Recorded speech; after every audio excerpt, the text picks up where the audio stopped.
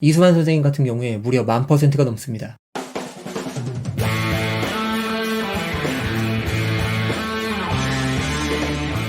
제가 얼마 전 유튜브가 부동산이다 라는 영상에서 잠시 말씀드렸던 이 건물, 2004년부터 거의 20년째 대한민국 땅값 1위를 차지하고 있는 명동 네이처 리퍼블릭 건물입니다. 99년 IMF 당시에 남양주에 사시는 한 원단 사업가가 약 40억의 경매로 낙찰받으신 물건인데 현재 공시지가만 약 350억 정도이고 시세로는 약 600억을 상회할 것으로 알려져 있습니다. 빌딩 부자로 유명한 서장훈씨, 그중 제일 유명한 빌딩이 서초동에 있는 바로 이 빌딩이죠. 2000년 2월에 28억의 경매로 낙찰받아서 현재는 월세와 5개 광고로 월 1억 3천만원 정도를 받고 있다고 합니다. 땅값을 기준으로 시세는 200억 정도로 알려져 있고요. 이것도 몇 년 전 기준이고 현재는 더 많이 올랐겠죠? 수익률 접근법으로 계산해서 좀 더 비싸게 팔아보려고 노력해본다면 중소자산운용사에 약 400억까지도 불러볼 수 있을 것 같습니다. 양현석 씨는 2007년에 경매로 28억 원의 빌딩을 낙찰받고 현재 그 가치는 130억 정도로 알려져 있습니다. 이 건물을 낙찰받으려고 8년 동안 부동산으로 매일 출근하면서 김치찌개 같이 먹고 공부하고 배우려고 노력했던 일화가 유명하죠. 현재는 주변 부지까지 추가 매입하고 리모델링을 마친 상태라서 약 1,800억 원 가치까지 업그레이드 시켜놓은 상태라고 합니다. 자, 유명한 SMA 이수만 아저씨죠. IMF 당시에 청담동 명품거리 입구 쪽에 있는 대로변 빌딩을 금매로 잡아서 20억에 매입했고 현재 가격은 약 650억 정도로 추정되고 있습니다. 이런 얘기하면 꼭 등장하는 부류가 있습니다. 돈이 돈을 번다. 난 돈이 없어서 못 번다. 흙수저라 못 번다. 근데 여기 이분들도 원래 돈이 많아서 돈을 번 게 아니에요. 이수만 선생님도 20억짜리 건물을 다 자기 돈 주고 산 게 아니라 대출받아서 자기 자본 5억에 구입하신 거예요. 지금 이수만 선생님만 금매로 사신 거고 다른 사람들은 다 경매로 샀죠. 이때 원하기만 했으면 90% 대출도 나왔을 겁니다. 그 큰 대출의 이자를 어떻게 내냐고요? 월세 받아서 내죠. 자, 비교하기 쉽게 그냥 이수만 선생님 기준에 맞춰 여기 이분들 전부 다 75% 대출 받고 다들 자기 자본 25%만 투자했다고 가정해 볼게요. 수익률이 얼마나 나오는지 볼까요? 이렇게 나옵니다.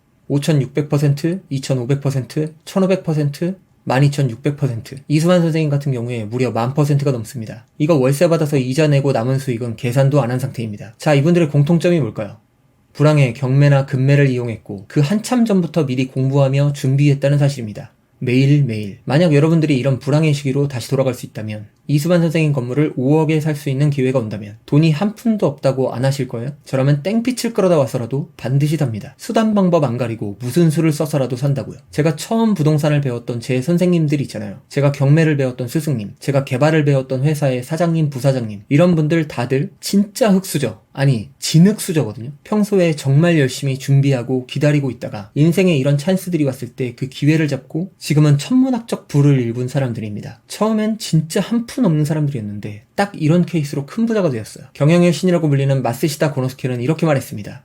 호황은 좋다. 불황은 더욱 좋다. 여러 가지 이유로 불황이 올 수 있다고 난리입니다. 중국발 위기가 온다. 금리를 올리면 위기가 온다. 늦게 올 수도 있고 빨리 올 수도 있죠. 자주 올 수도 있고 잘 안 올 수도 있어요. 상관없습니다. 한 가지 분명한 사실은 여러분들이 죽기 전에 크고 작은 불황이 한 번 이상은 무조건 온다는 사실입니다. 온 세상에 호황이 넘쳐도 어떤 업종, 어떤 부동산의 종류는 반드시 불황인 상태일 것입니다. 문제는 여러분에게 불황이라는 기회가 왔을 때 그걸 어떻게 잡느냐? 아니, 알아볼 수는 있느냐? Victory loves preparation. 준비된 자만이 승리합니다. 여러분들은 다시 기회가 왔을 때 잡을 수 있는 지혜와 능력이 준비가 되어 있어야 합니다. 부동산 회사에서 가장 능력을 인정받고 돈을 제일 많이 벌 수 있는 3가지 능력이 있습니다. 여러분은 이 3가지 능력을 준비해야 합니다. 그 능력은 바로 딜 소싱, 밸류 애드, 펀딩.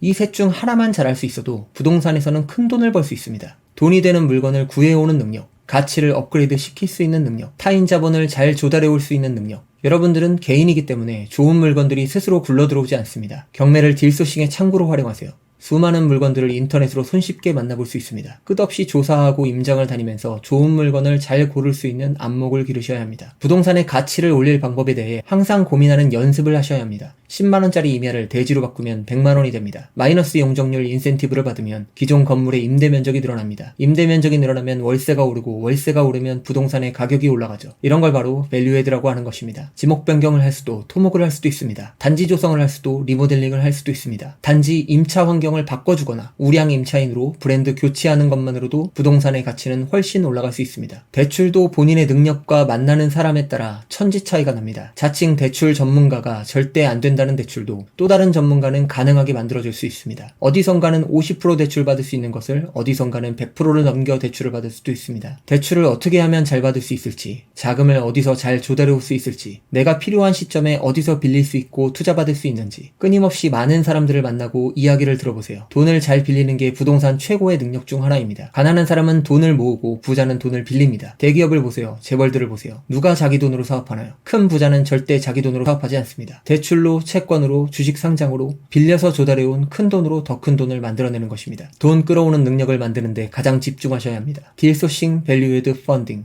이 세 가지의 능력 중 하나만 있어도 부동산을 이용해 언제나 돈을 버는 전천후 투자자가 될 수도, 다른 사람들을 도와주고 돈을 버는 업으로 삼을 수도 있다는 것입니다. 이 세 가지 능력을 다 갖추기 어렵다면 이 중 한 가지라도 잘하는 사람들과 친분을 쌓아 동료를 삼아두시면 됩니다. 여러분 앞에 기회라는 게 왔을 때 알아볼 수 있는 눈, 잡을 수 있는 능력, 그걸 같이 할 수 있는 팀, 이것들이 준비되어 있어야 합니다. 지금 여러분의 삶이 비루하고 초라하다고, 온갖 먹구름에 햇살 한 점 없다고, 미래마저 회색은 아닙니다. 세상 모든 것에는 때라는 게 있습니다. 꽃이 질 때가 있고 다시 필 때가 있습니다. 지금 하늘에 구름이 끼었다고 그 뒤에 태양이 없는 것이 아닙니다. 눈에 보이지 않아도 우리는 알 수 있습니다. 저 뒤에 분명히 날 위한 태양이 있다라는 걸. 언젠가 비와 바람이 거치고 나면 반드시 그 태양과 무지개는 여러분들을 향해 얼굴을 내밀게 될 것입니다. 그때 이미 충분하게 준비된 여러분들이기를 두 손 모아 바라봅니다. 이상 반투였습니다. 오랜 시간 영상 시청해주셔서 감사합니다.